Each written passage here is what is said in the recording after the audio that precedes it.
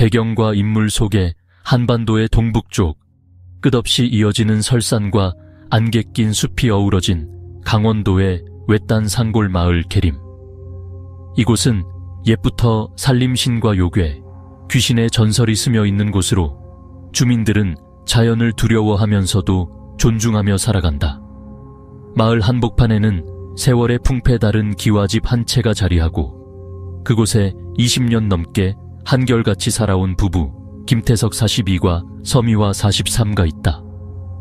두 사람은 어릴 적부터 마을의 숨은 규율과 금기를 지키며 성장해왔고 오랜 세월 집안 대대로 내려온 돼지 도축업을 이어가며 근면하게 살아왔다.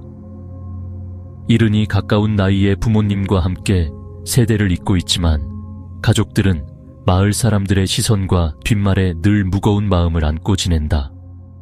태석은 늘 푸른 소나무처럼 듬직한 체구에 강인한 눈빛을 가졌으나 속내엔 누구보다 부드럽고 가족을 아끼는 남자다. 그는 자신이 짊어진 생업의 숙명을 농담처럼 흘리지만 밤이 깊어지면 문득 자신의 손에 배인 피 냄새가 지워지지 않을까 내심 두려운 마음을 감춘다. 미화는 조용하지만 속 깊은 여인이다. 남편을 향한 애정과 가족에 대한 헌신 속에 묵묵히 칼을 들고 고기를 다듬으며 시장 바닥을 누빈다. 그녀의 굳은 눈동자 너머엔 언젠가 닥칠지 모르는 불안과 평온을 지키려는 치열한 의지가 깃들어 있다. 계림마을의 공기는 항상 짙은 이슬과 흙냄새, 낙엽 타는 연기 냄새로 점철된다. 그러나 저물녘이 되면 산등성이 너머에서 알 수 없는 기운이 감돌고 밝은 낮에도 그늘진 구석에선 괴이한 소문이 퍼진다. 누군가는 밤새 산짐승의 울음소리에서 요괴의 속삭임을 듣고 또 다른 누군가는 강과 안개 위로 돌아다니는 하얀 그림자를 보았다고 한다. 외지인은 드물고 마을을 둘러싸고 있는 깊고 패인 골짜기는 바깥 세상과의 경계이자 다른 세계로 통하는 문처럼 느껴진다.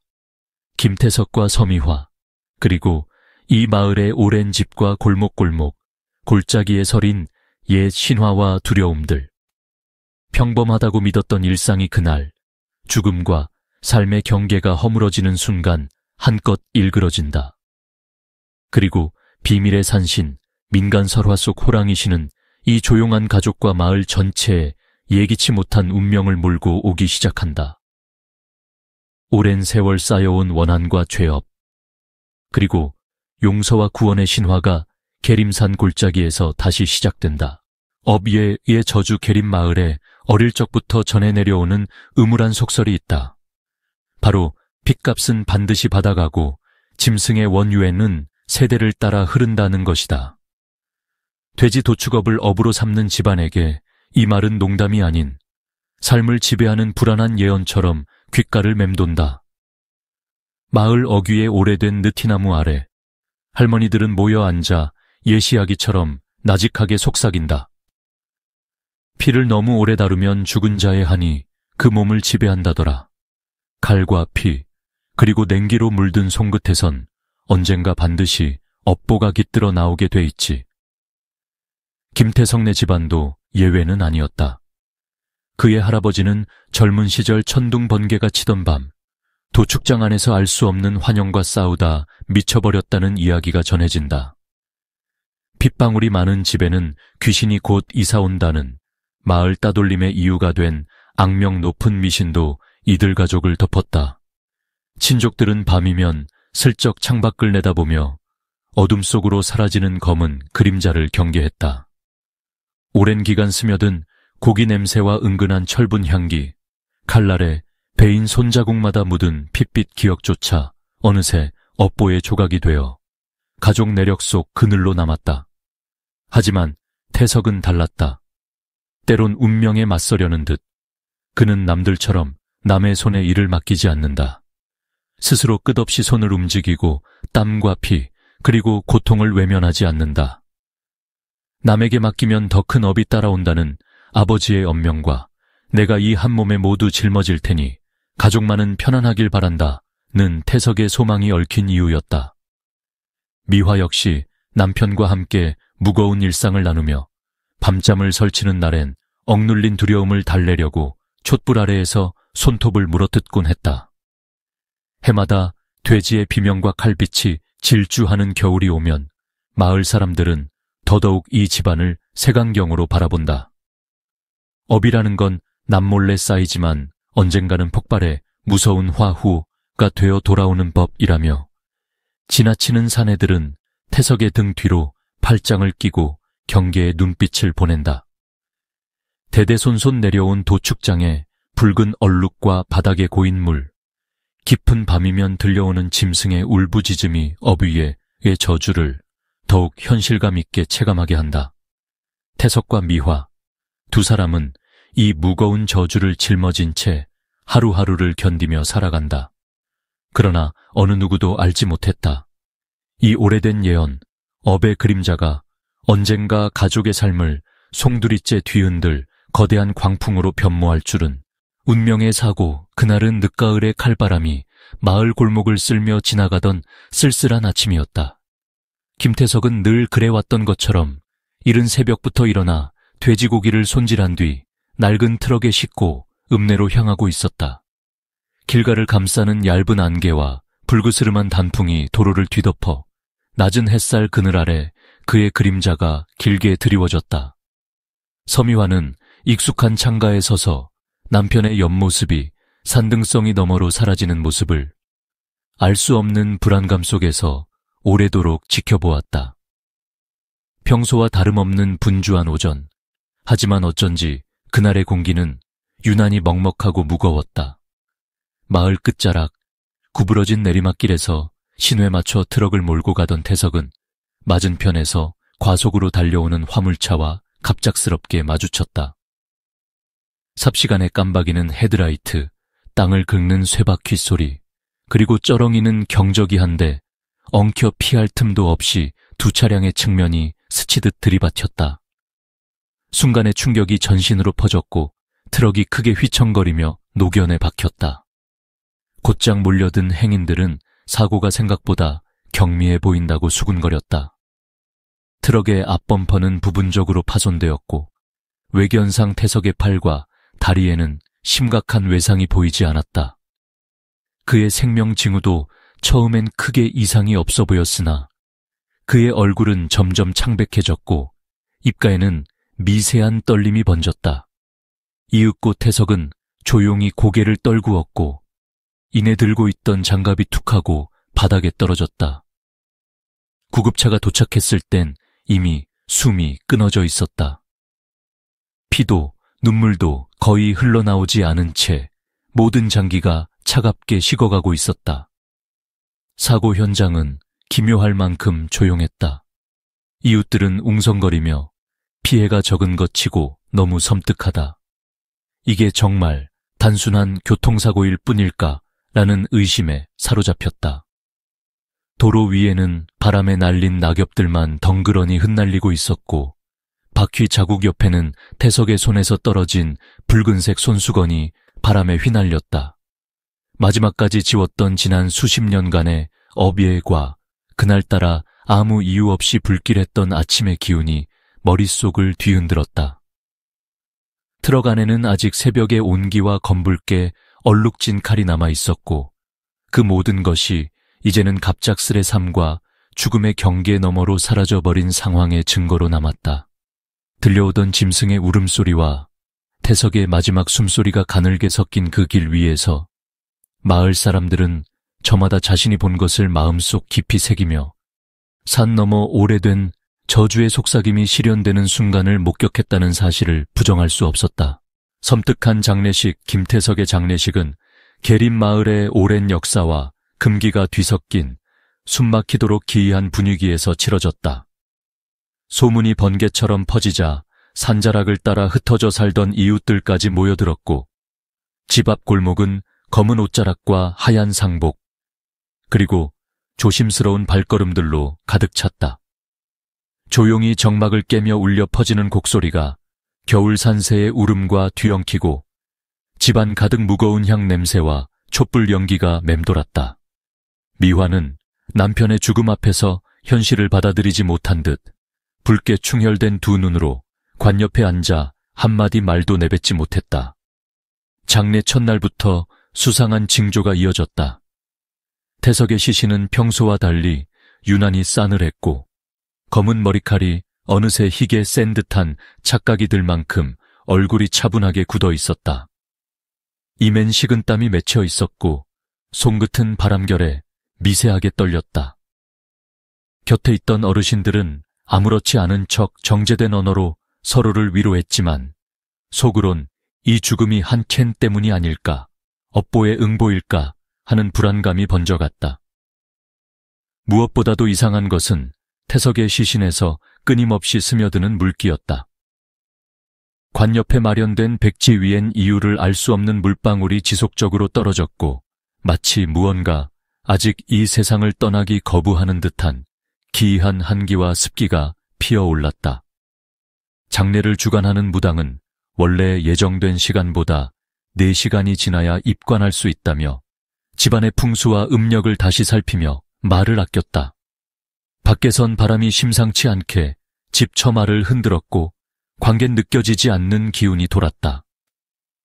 애도를 온 이웃들은 그 미묘한 긴장에 숨을 죽인 채 조심스럽게 태석 씨가 이승의 미련이 많은 게 아닌가, 마을의 저주가 끝내 현실이 되고 만 게 아닌가 라며 속삭였다. 옛사람들은 이렇게 죽은 이를 한 맺힌 영혼이라 불렀고 이런 영혼이 집안을 맴돌면 앞으로도 또 다른 불행을 예고한다고 믿었다. 그러나 누구도 확신할 수는 없었다. 밤이 깊어지자 고요한 가운데 갑자기 태석의 관이 아주 미세하게 흔들렸다는 소문이 돌았고 누군가는 그의 이름을 부르는 낮고 쉰 목소리를 들었다 주장했다. 미화는 끝내 눈물을 쏟다 지쳐 겨우 잠든 아이들의 곁에 주저앉았지만 창밖에서 느껴지는 냉기와 바람소리에 잠을 이루지 못했다. 촛불 심지는 자꾸만 부르르 떨며 검은 그을음을 뿜어내기만 했다. 장례식 내내 태석의 영혼이 아직 이 집과 가족 곁을 떠나지 못했음을 느끼지 않을 수 없었다. 그리고 그 밤의 싸늘하고 습한 공기, 음산한 침묵, 미처 완전히 닫히지 않은 죽음의 문틈으로 무언가 이승에 스며들고 있는 듯한 기운이 모두의 마음을 서서히 조여갔다. 되살아난 생명 깊고 먹먹한 밤, 집안 가득 슬픔과 공포가 드리운 채 시간이 흐르고 있었다. 장례의 나지막한 곡소리도 초가 타들어가는 소리도 이따금씩만 들릴 뿐 모두가 기력이 빠져 지쳐 있었다. 자정이 가까워 오자 장례식장의 공기는 이상하리만큼 눅눅해지고 촛불 심지가 연신 위태롭게 흔들린다. 바로 그 순간 조용히 눈을 감고 누워있던 김태석의 몸이 서서히 경련을 일으키더니 갑자기 상체가 똑바로 일어나 모두를 경악하게 만들었다. 그의 눈동자는 세상을 꿰뚫는 듯 하얗게 뒤집혀 있었고 입가에선 차가운 숨결이 새어나왔다. 경악한 가족들이 비명을 지르거나 정신을 잃어버리자 태석은 낮고 갈라진 목소리로 물을 다오 라고 중얼댔다. 그 소리는 사람의 목소리와 닮았으면서도 어딘지 낯설고 날카로워 순간적으로 방 안의 공기가 얼어붙는 듯했다. 어머니는 떨리는 손으로 물 한 사발을 건넸고 미화는 믿기지 않는 광경에 주저앉아 눈물이 터졌다. 하지만 태석은 가족들을 알아보지 못했다. 그저 멍한 눈빛으로 주위를 두리번거릴 뿐 자신을 부르는 가족들의 목소리에도 반응이 없었다. 그 밤 이후 태석은 먹지도 잠들지도 않은 채 오직 물만을 끝없이 들이켰고 손끝과 입술에는 사라지지 않는 차디찬 색이 맴돌았다. 친척들은 그를 죽음에서 다시 돌아온 존재라며 두려워했고 일부는 벌벌 떨며 그의 방 가까이조차 가지 못했다. 이웃들 사이에서는 오래된 전설과 저주, 그리고 죽었던 자가 살아난 집안에 대한 불길한 소문이 빠르게 번져나갔다. 서미화는 남편의 곁을 지키며 끝없이 그를 불렀지만 태석은 그 어떤 온기에도 반응하지 않았다.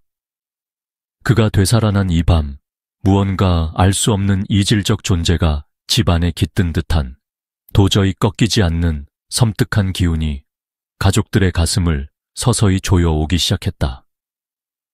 장례식장의 공기는 한층 더 묵직하고 차가웠다. 깊은 밤이 되자 마당에서는 이유 모를 바람 소르륵 소리가 창문 틈을 타고 스며들며 초롱불 불빛도 아지랑기처럼 흔들렸다. 갑자기 어디선가 낮은 울림의 북소리 같은 진동이 집안을 휘감았고 촛불의 불길이 파랗게 변해 잠시 모두를 얼어붙게 만들었다. 순간 미화는 벽에 희끄무레한 그림자가 움직이는 것을 목격했고 아이들은 알 수 없는 한기에 몸을 떨면서 숨죽였다. 그때 종종 똑같은 꿈에서 깨어난 마을 노인은 타는 듯이 식은땀을 흘리며 죽은 자가 돌아오려 한다는 말을 반복했다.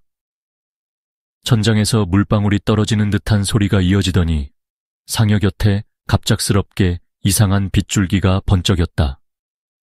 고인의 몸 주변을 어지럽히는 희미한 안개가 서서히 하얗고 푸르게 바뀌었고 동시에 어디선가 멀리서 들리는 듯한 요란한 동물의 울음소리가 점점 가까워졌다. 주위 사람들은 숨을 죽이고 누군가는 두 손을 모아 기도하며 또 누군가는 떨리는 목소리로 자신의 이름을 중얼거렸다. 초상이 한창인 방 안에는 순간적으로 온도가 급격히 떨어졌고 한기가 방 전체를 감쌌다. 그때 마치 무형 무의식외 무언가가 문틈을 퍼석 세우며 드는 듯 태석의 몸이 외부 힘에 끌리듯 갑작스럽게 경련했다. 이 모든 이상 징조가 펼쳐진 뒤 태석의 눈이 번쩍 열리며 차가운 흰빛이 한순간 방 안을 스쳐 지나간다. 동시에 방구석 어딘가에선 3번 기이하게 울리는 짐승의 울음이 누구도 부인할 수 없는 섬뜩한 현실이 되었다. 이상한 행동 태석이 기적적으로 깨어난 이후 그가 보이는 행동은 누구에게도 익숙하지 않은 이질감으로 가득 차 있었다. 그는 자신을 부르던 가족들의 이름조차 기억하지 못했고 멍한 눈으로 그저 눈앞에 서 있는 이들을 너 혹은 나라고 가리키며 마치 완전히 낯선 영혼이 몸에 들어온 듯한 태도를 보였다. 그의 음성은 예전의 따뜻하고 유쾌한 말투 대신 낮고 메마른 음색으로 바뀌었으며 때로는 가볍게 으르렁거리는 소리까지 섞여 주변 공기를 서늘하게 만들었다. 가장 두드러진 변화는 태석이 끝없이 물을 찾는 습관이었다. 그는 끊임없이 누군가가 건네는 물을 받아 허겁지겁 들이켰고 며칠이 지나도 뚜렷한 배고픔이나 졸림을 호소하지 않았다. 음식에는 손을 대지 않았고 특별히 살이 빠지는 흔적도 보이지 않았다. 가족들이 밥을 권하거나 옛날 음식을 보여줘도 그는 그저 고개를 저으면서 아무런 감정 없이 거절했다. 더욱 기이한 점은 마치 몸이 전혀 피곤하지 않은 사람처럼 밤낮 가리지 않고 잠을 자지 않는다는 것이었다. 모두가 깊이 잠든 한밤중 창가에 앉아 어둠을 뚫어져라 바라보거나 침묵 속에서 천천히 손동작을 반복했다. 때로는 알 수 없는 옛말이나 한문투에 희미한 독백을 중얼거리며 눈빛에는 인간으로선 감히 담아낼 수 없는 깊고 서늘한 우주가 스친 듯한 섬뜩함이 배어났다. 마을 사람들은 태석의 변화에 불안해하며 그를 멀리하기 시작했다. 조금씩 번진 소문과 의심 어린 시선 속에서 가족들은 공포와 혼란에 휩싸였고 미화조차 남편을 바라보며 점차 두려움과 애틋함 사이를 방황하게 됐다. 그렇게 집안에는 한동안 침묵과 차가운 긴장감만이 감돌았다. 아내와의 소외 서미화는 남편이 죽음에서 돌아온 이후 그 변화가 가져온 절망과 혼란 속에서 하루하루를 견뎌야 했다. 처음에는 태석의 살아남음에 경의와 안도 그리고 감사의 마음이 가득했으나 곧바로 알 수 없는 차가움이 두 사람 사이를 점령해 갔다. 태석은 처음부터 미화를 피했으며 그녀가 다가와 손을 잡으려 하면 가볍게 몸을 뒤로 물러섰고 말을 걸면 대답 대신 허공을 바라보았다. 그 차가운 무표정과 매번 식은 숨결에서 미화는 자신이 점점 남편에게서 멀어지고 있음을 온몸으로 느껴야 했다. 가장 잔인했던 건 태석이 다른 가족이나 친척이 건네는 물엔 아무렇지 않게 입을 대지만 미화가 담아주는 컵만은 오래도록 거부하는 모습이었다. 때로는 눈도 마주치지 않았다. 미화는 이유를 찾기 위해 기억을 더듬었다. 혹시 자신의 잘못이나 죽음 전의 마지막 언쟁 때문일까 자책했으나 남편의 얼굴엔 인간적 미움도 애정도 고마움도 남아있지 않았다. 그저 깊은 안개와 알아볼 수 없는 무표정만이 상초항 맞은편에서 자신을 내려다볼 뿐이었다. 밤마다 미화는 남편이 앉아있는 구석을 애써 외면하려 했다.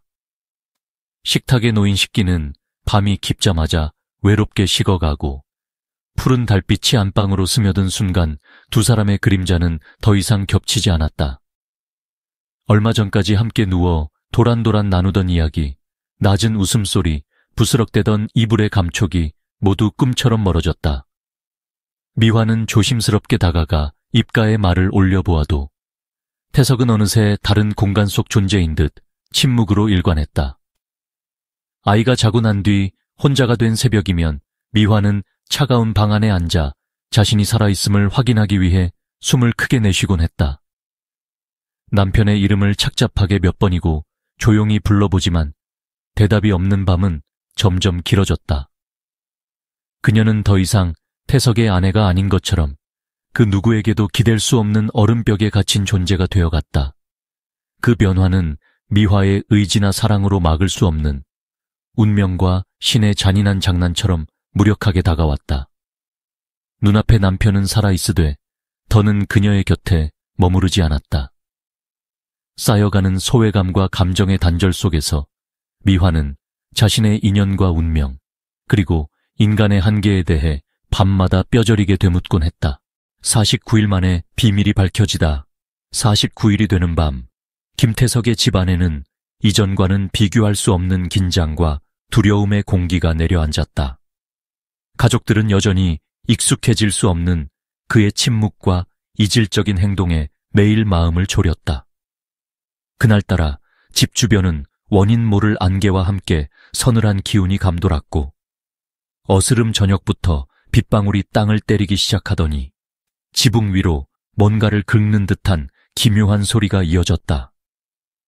촛불에 불꽃은 이유도 없이 파르르 떨었고 오래된 집 기둥에는 물방울이 스며나 구석마다 불길한 그림자가 춤을 췄다.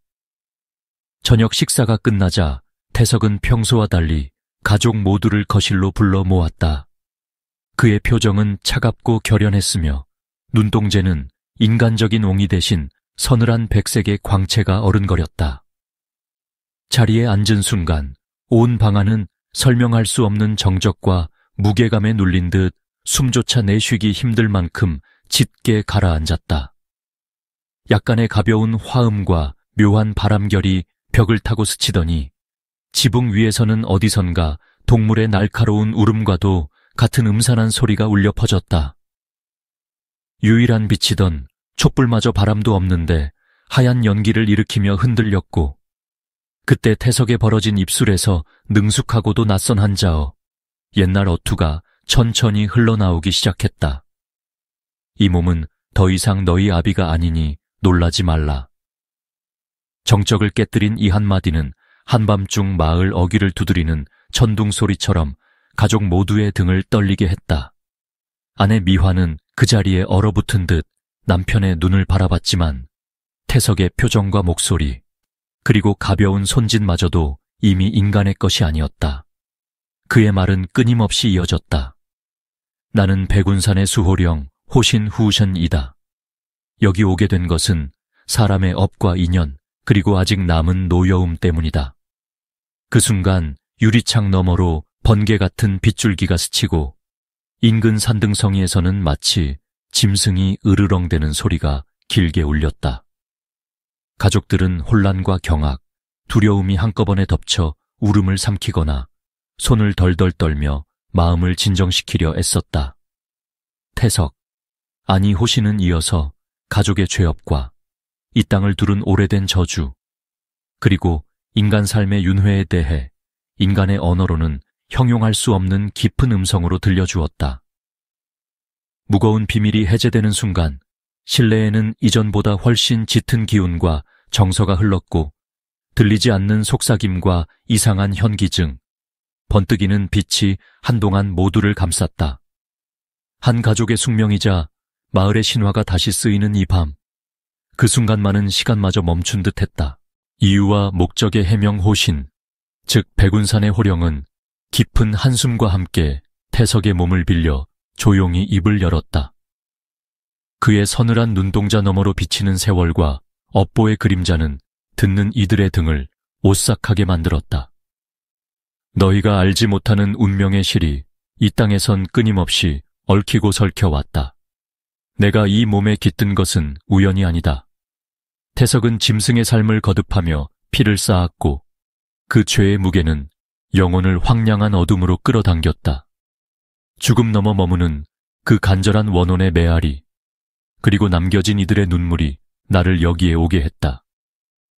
나는 오랜 세월 이 산을 지킨 신으로서 인간과 자연, 혼령 간의 균형이 어긋나면 반드시 개입할 수밖에 없다. 호신의 목소리는 깊고 낮게 울렸고 가족들은 그 음색 하나하나에 숨을 삼켰다. 태석의 혼은 사고 순간 온전히 세상을 떠나지 못하고 죄업의 사슬에 묶여 이승과 저승의 경계에 떠돌았다. 나는 그 혼을 잠시 내 존재에 안기게 했다.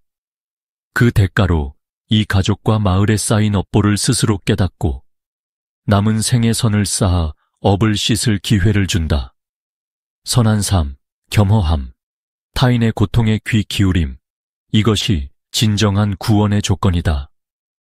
피와 환생의 윤회는 고리처럼 얽히나 만일 한 번이라도 진심에서 우러난 사죄와 용서, 그리고 나눔을 실천한다면 그 업의 강물도 비로소 흘러 바다로 녹아든다.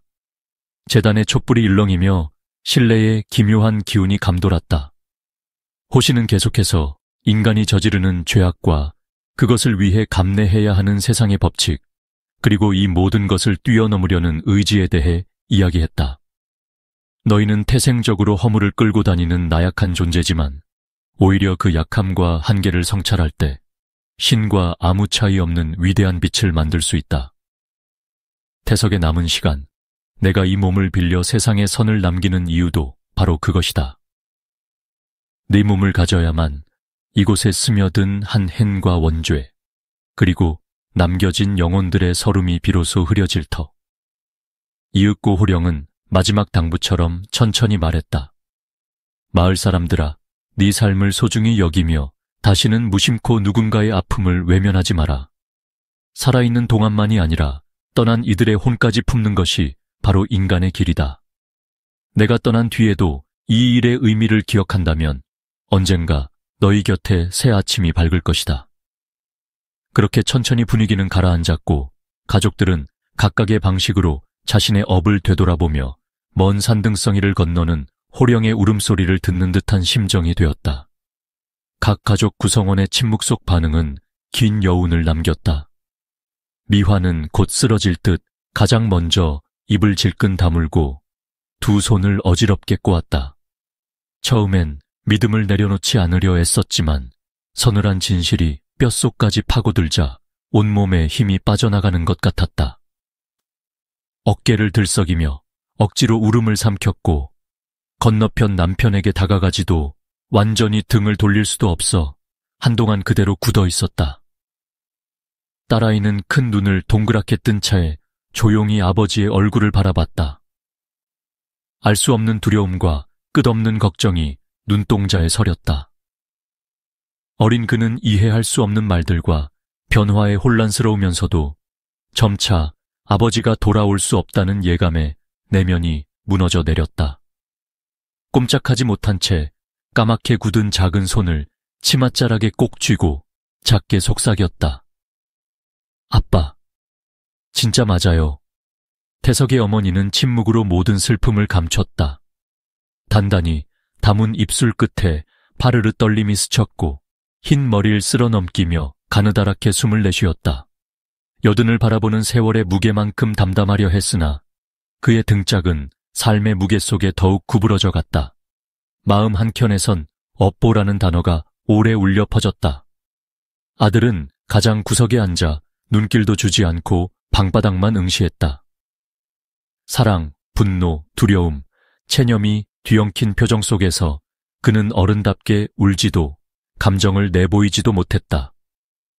마루 위에 운명이 내려앉은 기묘한 마지막 순간, 이 가족 모두는 말없는 무게 속에서 조용히 자신의 업과 유대를 뼈저리게 받아들였다.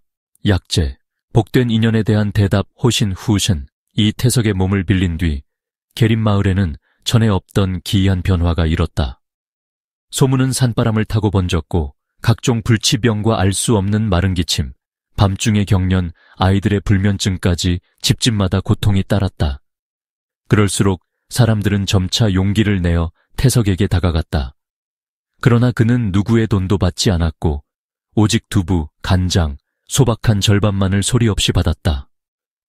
그의 눈빛엔 언제나 평온과 깨달음이 깃들었지만 산짐승처럼 묘한 금기와 위험이 공존했다. 낡은 살림집 사랑채 한켠에는 매일같이 누군가가 놓고 간 검은 무명 옷, 새하얀 접시 위에 두부 조각, 그리고 온기가 식지 않은 쌀밥이 쌓였다. 호시는 마을 사람의 속삭임과 땀 냄새 속으로 가만히 다가와 손끝에 수맥을 짚고 연한 나뭇가지로 머리 위를 휘돌리며 조용히 기도했다. 환자들 곁엔 칼도 약초도 한이서도 없었다. 오로지 자연과 기도, 그리고 그의 냉랭한 목소리와 조심스러운 손길만이 생사를 가를 희망이 되었다. 매번 병이 낫는 과정은 평범하지 않았다. 어떤 이는 까만 물을 토해낸 뒤 오랜 열이 떨어졌고, 어떤 이는 눈을 감고 깨어날 때까지 3번이나 마당에 북소리가 울리는 환청을 들었다고 했다. 호시는 절대 육류 단백질, 특히 피와 관련된 음식을 거부했다. 이따금 집안을 감도는 한기와 그가 남긴 물그릇의 맑은 흔적이야말로 마을 사람들이 그의 치유가 인간의 손을 넘은 신의 일임을 믿게 만든 증거가 되었다. 하지만 치유를 받은 이들은 저마다 한 가지 경고를 듣곤 했다. 호시는 이따금 한숨 섞인 어조로 말했다. 이 은혜는 빚이 아니니 다시 업을 짓지 말라. 세상에 무연한 자는 없으니 받은 만큼 돌려줄 것. 치유는 곧 경계였고 구원 너머의 새로운 책임이었으며 마을에는 점차 경외와 두려움이 뒤섞인 침묵이 내려앉았다. 각 마을 주민이 호신 후션의 손길을 통해 치료받았을 때마다 평범하지 않은 현상이 잇따라 나타났다. 병든 노파 한 명은 한밤중에 호신을 찾아왔다가 집에 돌아가던 길에 갑자기 눈앞이 캄캄해져 쓰러졌다. 그녀가 정신을 차렸을 때 손에는 호랑이 발톱 무늬가 선명하게 찍혀 있었고 아랫배의 오랜 통증이 거짓말처럼 사라져 있었다. 노파는 이를 마을 사람들에게 이야기하면서도 감사와 두려움이 뒤섞인 목소리로 이 은혜를 거역하면 무슨 벌이 닥칠지 모른다며 손을 떨어야 했다. 젊은 사내는 한동안 밤마다 기침과 열에 시달려 죽음 직전까지 내몰렸던 경험이 있다. 그는 처음엔 신의 힘을 믿지 않아 조롱에 가까운 태도로 호신의 앞에 나타났다. 그러나 호신이 물 한 그릇을 내밀며 조용히 머리에 손을 얹자 사내는 심장이 요동치며 온몸이 마치 얼음으로 얼어붙는 기분을 느꼈다. 그 뒤 며칠 동안 밤마다 자다가 갑자기 깨어 천장에 호랑이 눈이 비치는 환상을 반복해서 보았다. 혹독하던 증세는 사그라들었지만 그 이후 사내는 동틀 때마다 마당에 숨어 허리를 굽혀 절을 올리는 것이 습관이 되어버렸다. 눈에 띄게 변화한 또 한 명은 평생 말을 잃고 지내던 소년이었다. 그의 어머니는 마지막 희망이라는 심정으로 소년의 손을 이끌고 사랑채에 데려왔다. 치료 직후 별다른 변화가 없어 대부분 의심을 품었으나 사흘이 지나던 밤 소년이 꿈속에서 커다란 백호와 마주보는 장면을 그리며 일어나 갑자기 첫 말을 뗐다. 가족들은 기쁨과 충격, 그리고 말로 할 수 없는 경외감에 사로잡혀 집안에 향을 피우며 연신절을 올렸다. 마을엔 점점 더 기이한 소문이 번져나갔다. 병이 완쾌된 집마다 밤마다 낮은 울림의 북소리, 바람결에 섞인 동물의 울음, 때로는 집안 최파란 불꽃이 이는 현상 등 설명할 수 없는 일들이 이어졌다. 그럴 때마다 치유를 받은 가족은 서로 눈빛을 마주치며 절대 어비의 을 다시 짓지 말 것. 우리가 받은 신의 은혜는 언젠가 반드시 돌려주어야 한다라는 무언의 맹세를 다졌다. 이처럼 호신의 치유와 함께 따라오는 섬뜩한 기운, 그리고 치료받은 이들의 경외와 불안이 계림 마을 곳곳에 더욱 짙게 깔려갔다. 마을의 질투와 의심 마을에 소문이 갈수록 무성하게 퍼졌다. 처음에는 모두가 두려움과 경외심에 쌓여 조심스럽게 신령의 은총을 속삭였지만 시간이 흐르자 일상에 섞인 질시와 의심이 슬그머니 모습을 드러냈다. 일부 주민들은 호신의 은혜를 받는 집은 연이어 복을 얻는다며 불만과 시기를 드러냈고, 어떤 이는 누군가 아기를 품고 신의 힘을 은밀히 가져간 것이라며 음모론을 떠돌렸다. 마을 어귀의 노인들은 매일 밤 모닥불을 피우고 신과 인간, 복과 벌에 대해 은근한 목소리로 토론하며, 한편에선 집안에서 기이한 병이 다시 도지기 시작한 가족도 있었다. 끊임없이 이어지는 수군거림 속에서 가장 용감한 몇몇 젊은이들은 행동으로 의혹을 드러냈다. 그들은 밤중에 몰래 집 주변을 맴돌며 태석의 집 벽에 귀를 대고 속삭임이나 이상한 소리를 탐지하려 애썼다. 누군가는 호신의 치료를 받은 사람이 며칠간 밤마다 고통스러운 악몽에 시달리다 급기야 성격이 변해버렸다고 주장했다. 또 다른 이들은 마을 우물에서 한밤중 길게 울리는 동물음, 집마다 문 밖에 새겨진 이빨 모양의 흙자국 등 평소엔 없던 현상들을 서로 은밀히 비교하며 점점 신경질적으로 변해갔다. 소박한 일상도 변화를 피할 수 없었다. 어린아이들은 더 이상 아무렇지 않게 마을을 뛰어다니지 못하고 해가 지면 부모 곁을 떠나지 않았다. 장터에선 상인들끼리 누구네 집만 유난히 운이 트인 것 같다. 어쩐지 요사스러운 기운이 감돌기 시작했다고 입을 모았다.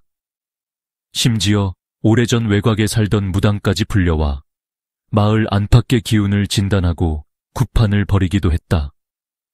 하지만 호신의 존재가 분명해질수록 호의와 두려움 사이에서 사람들의 마음은 더욱 불안해지고 경쟁과 의심도 심화되었다. 그 무렵 한 명의 광신자가 공개적으로 태석의 집문을 두드리며 이곳에 신이 있다면 질병의 고통을 당장 멈춰 보이라고 외치는 사건이 벌어졌다.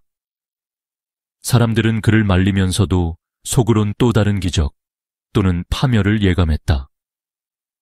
어느 쪽이든 이제 계림 마을에는 섬뜩한 위기의식과 집단 히스테리, 그리고 각자의 마음속에 자리 잡힌 욕망과 두려움이 얽혀 어지럽게 뒤섞이고 있었다. 마을의 공기 속에는 이제 믿음과 의심이 극단적으로 대립하기 시작했다. 어느 저녁 조용하던 계림 골목에서 뜻밖의 충돌이 일어난다. 호신의 기적을 직접 겪은 이들과 불신과 두려움에 사로잡힌 사람들이 각자 두 패로 갈려 마주서게 된 것이다. 믿는 편에 선 이들은 가족의 건강, 기묘한 치유 체험, 신비로운 꿈을 증거로 들어가며 우리가 직접 경험했으니 의심할 수 있겠나, 신령은 우리 곁에 있다 고 목소리를 높였다. 반대로 의심이 깊은 이들은 이를 맹신이라 비난하며 신이라고, 도대체 누굴 위한 기적인가, 누군가 마을의 질서를 흔들고 있다, 혹시 악령이나 마술에 홀린 것 아니냐 고 날선 시선을 보낸다. 이날 밤 마을 회관 앞 공동정원에서 양측은 한치도 물러서지 않았다. 믿는 자들이 호신에게 받은 도장이나 기묘한 상흔을 보여주며 호소하면 반대파는 사람의 마음은 얼마든 속을 수 있다고 맞받아친다. 급기야 한 젊은 사내가 몽둥이를 들고 태석의 집을 지키려는 친척들과 몸싸움을 벌이고 흙먼지와 외마디 소리가 번진다. 막내들이 울음을 터뜨리고 부모들은 아이들을 품에 안고 멀리서 상황을 지켜본다. 결국 어르신 한 분이 마을에 오래된 북을 치며 중재를 시도한다. 북소리가 공기를 가르자 일순간 모두가 침묵에 빠진다. 서로 증오와 의심만 쌓으면 마을은 산보다 먼저 무너진다. 신령이 있다면 언젠가 진실이 드러날 것 아니냐는 목소리가 울려 퍼진다. 하지만 그날 밤 이후 마을 구석구석엔 더욱 예민한 신경전과 두 집단 사이에 보이지 않는 경계선이 뚜렷해졌고 누구도 진실의 무게 앞에서 완전히 마음을 내려놓지 못했다. 은근험 신령의 위엄이 드러나다 그날 밤 마을의 공기는 실로 날카로웠다. 호신의 기적과 신비로운 힘을 직접 경험한 이들과 의심 혹은 질투에 휩싸인 사람들이 보이지 않는 경계선을 사이에 두고 신경전을 벌였다. 그 즈음 마을 한가운데에서 실제로 예기치 못한 사건이 발생했다. 신령의 존재에 공개적으로 도전하며 욕설을 퍼붓던 남자가 세 번째 달이 뜬 밤 심한 몸살 열에 시달려 들끓는 환상 속에서 짐승의 그림자를 보았다. 이튿날 새벽, 그는 갑작스런 교통사고로 목숨을 잃었고 그 소문은 일파만파로 퍼져나갔다. 누구도 그의 죽음을 두고 단순한 우연이라 부르지 못했다. 추리와 두려움 그리고 침묵이 동네 전체를 뒤덮었다. 반면 고통 속에서 하염없이 기도를 올리던 한 노인은 절박한 마음으로 호신을 찾아가 자신의 목숨을 구해달라 애원했다. 호신은 어둡고 차가운 눈빛으로 그를 바라보고는 아주 단순한 처방을 내렸다. 이틀 밤 동안 새벽마다 검은 옷만 입고 촛불만 켜라. 노인은 반신반의하면서도 그대로 따랐고 기적처럼 다음 날 새벽 이후 모든 고통이 사라졌다. 그는 마을의 광장에 무릎 꿇고 살아있음을 감사하며 신의 존재를 몸으로 느끼고 울먹였다. 게다가 어느 해 겨울 마을 서쪽 집 한 채엔 밤마다 청색 불꽃이 떠올라 집안 어귀를 미묘하게 감쌌다. 그 집 아이는 열이 내려 생명을 구했으나 창밖을 바라볼 때마다 홀연히 나타나는 호랑이의 눈과 마주쳤다는 이야기를 공개했다. 주민들은 점점 신령의 위엄을 실감하며 점차 무기력하고 아득한 정적에 휩싸였다. 하지만 그 두려움은 이내 경외로 바뀌었고 마을 곳곳에선 작은 제단이 늘어나고 이른 새벽마다 이름 모를 기도가 들렸다. 어떤 이들은 자신이 받은 신의 기운을 증거 삼아 다른 이들에게 은근한 자랑이나 조언을 아끼지 않았다.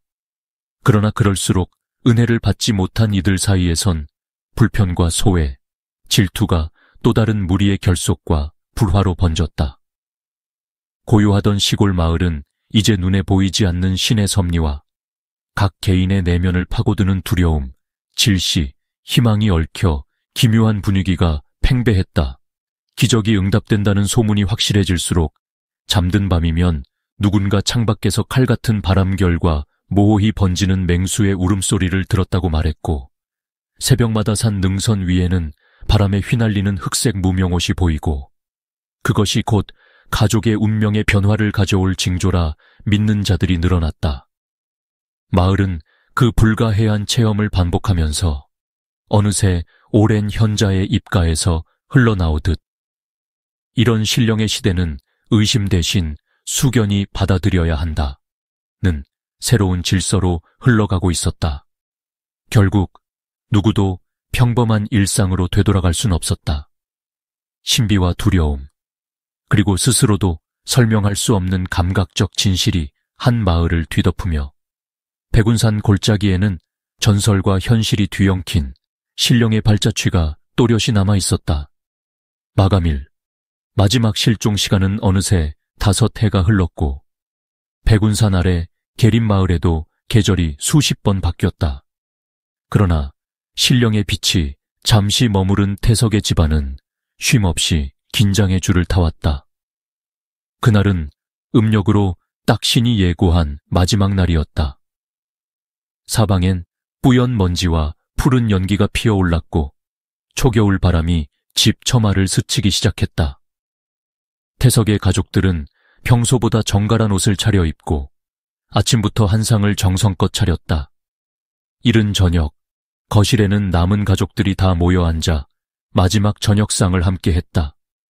식탁 위에는 하얀 두부, 말린 나물, 노란 쌀밥 등이 소박하게 올려져 있었으나 식사 내내 모두는 마음의 무게에 눌려 숟가락을 제대로 들지 못했다. 밖에서는 까치의 울음소리가 유난했으며 멀리 산등성이로부터는 낯선 바람소리가 끊임없이 들려왔다. 식사가 끝날 무렵 태석, 아니 신령의 눈동자는 어쩐지 먼 곳을 향한 듯 미묘하게 흔들렸다. 그는 차분하면서도 엄숙한 목소리로 가족들에게 남은 말을 전했다. 이 몸을 빌려 세상에 업을 나눈 것도 오늘로 끝이 난다. 그대들이 걸어온 길에 한이 흩어지길 바란다. 내일부턴 모든 고통과 죄가 이 땅을 떠나온다. 이 말에 가족들은 눈물을 억누르며 고개를 숙였다. 잠시 뜨거운 손길이 맞닿았지만 이별의 공기는 이미 방 가득 차 있었다.